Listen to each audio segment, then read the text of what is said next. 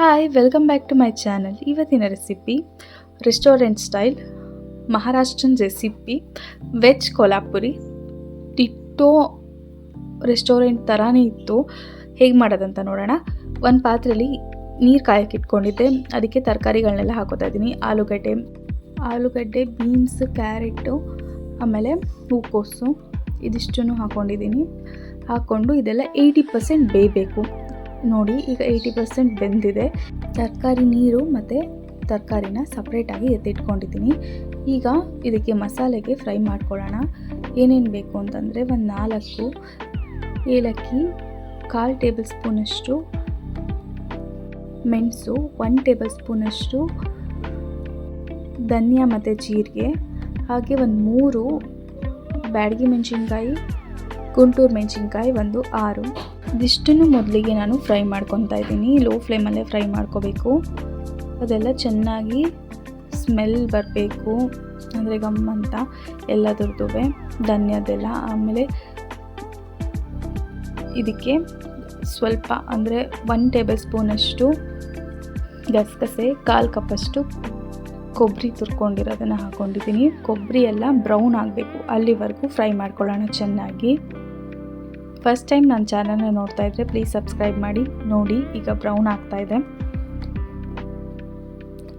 ಈ ರೀತಿ ಬ್ರೌನ್ ಆದಮೇಲಿಂದ ಇದನ್ನು ಆರಿಸ್ಬಿಟ್ಟು ಮಿಕ್ಸಿ ಜಾರಿಗೆ ಟ್ರಾನ್ಸ್ಫರ್ ಮಾಡ್ಕೋತಾ ಇದ್ದೀನಿ.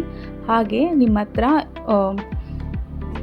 ಫ್ರೆಶ್ ಕ್ರೀಮ್ ಇದ್ದರೆ ಗೋಡಂಬಿ ಹಾಕ್ಕೋಬೇಡಿ, ಇಲ್ಲಾಂದರೆ ಒಂದು 8 ಗೋಡಂಬಿ ಹಾಕ್ಕೊಂಡು ಈ ರೀತಿ ಮಿಕ್ಸಿ ಮಾಡ್ಕೊಳ್ಳಿ. ಈಗ ಒಂದು ಪಾತ್ರೆಗೆ ಎಣ್ಣೆ ಹಾಕ್ಕೋತಾ ಇದ್ದೀನಿ. ಒಂದು 3 ಟೇಬಲ್ ಸ್ಪೂನಷ್ಟು ಹಾಕ್ಕೊಂಡು ಇದಕ್ಕೆ ಉದ್ದುದಾಗಿ ಕಟ್ ಮಾಡ್ಕೊಂಡಿರೋಂಥ, ಅಂದರೆ ಸ್ವಲ್ಪ ದಪ್ಪದಾಗಿ ಕಟ್ ಮಾಡ್ಕೊಂಡಿರೋಂಥ ಈರುಳ್ಳಿ, ಹಾಗೆ ಕ್ಯಾಪ್ಸಿಕಮ್, ಹಾಗೆ ಬಟಾಣಿ, ಹಸಿ ಬಟಾಣಿ ಇದಿಷ್ಟನ್ನು ಹಾಕಿ ಫ್ರೈ ಮಾಡ್ಕೊತಾ ಇದ್ದೀನಿ. ಎಲ್ಲ ಕ್ರಿಸ್ಪ್ ಆಗಬೇಕು, ಅಷ್ಟು ಫ್ರೈ ಮಾಡ್ಕೋಬೇಕು.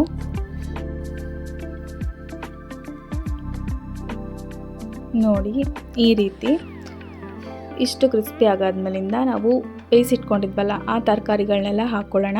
ಅದ್ರ ಜೊತೆಗೆ ಹಾಗೆ ಒಂದು 1/2 ಕಪ್ಪಷ್ಟು ಅಥವಾ 1/4 ಕಪ್ಪಷ್ಟು ಪನ್ನೀರ್ ಅಥವಾ ಟೋಫು ಯಾವ್ದು ಬೇಕಿದ್ರೂ ಹಾಕೋಬೋದು. ಅದನ್ನು ಹಾಕಿ ಚೆನ್ನಾಗಿ ಫ್ರೈ ಮಾಡ್ಕೋಬೇಕು. ನಿಮಗೆ ಪನ್ನೀರನ್ನ ಫಸ್ಟೇ ಫ್ರೈ ಮಾಡಿಬಿಟ್ಟು ಹಾಕೋಬೇಕು ಅಂತಂದರೆ ಫಸ್ಟ್ ಪನ್ನೀರ್ ಫ್ರೈ ಮಾಡಿಬಿಟ್ಟು ಆಮೇಲೆ ಈರುಳ್ಳಿ, ಕ್ಯಾಪ್ಸಿಕಮ್ ಎಲ್ಲ ಹಾಕ್ಕೊಳ್ಳಿ, ಅದನ್ನ ತೆಗೆದಿಟ್ಕೊಂಡು.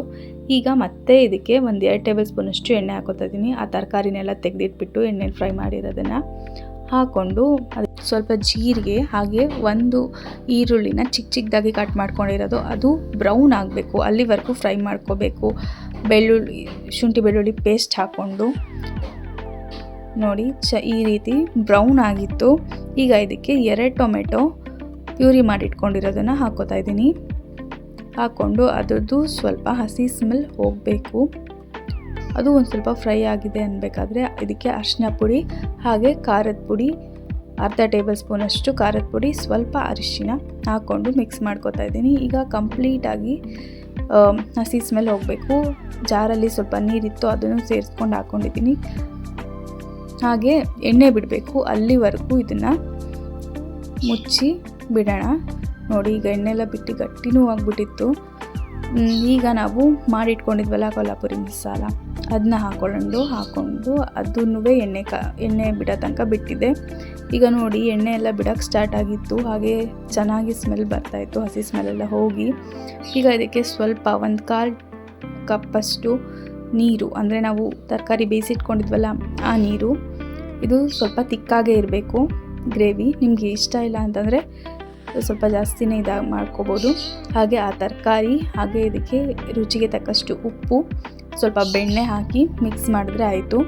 ನೋಡಿ, ಯಾರು ಗೋಡಂಬಿ ಹಾಕ್ಕೊಂಡಿರಲ್ಲ, ಫ್ರೆಶ್ ಕ್ರೀಮ್ ಇರುತ್ತೆ, ಅವರು ಲಾಸ್ಟಲ್ಲಿ ಫ್ರೆಶ್ ಕ್ರೀಮ್ ಸೇರಿಸ್ಕೊಂಡು ಮಿಕ್ಸ್ ಮಾಡ್ಕೋಬೋದು. ಇಷ್ಟೇ. ಪರೋಟ, ಚಪಾತಿ ಎಲ್ಲದ್ರ ಜೊತೆನೂ ಚೆನ್ನಾಗಿರುತ್ತೆ. Thank you so much for watching.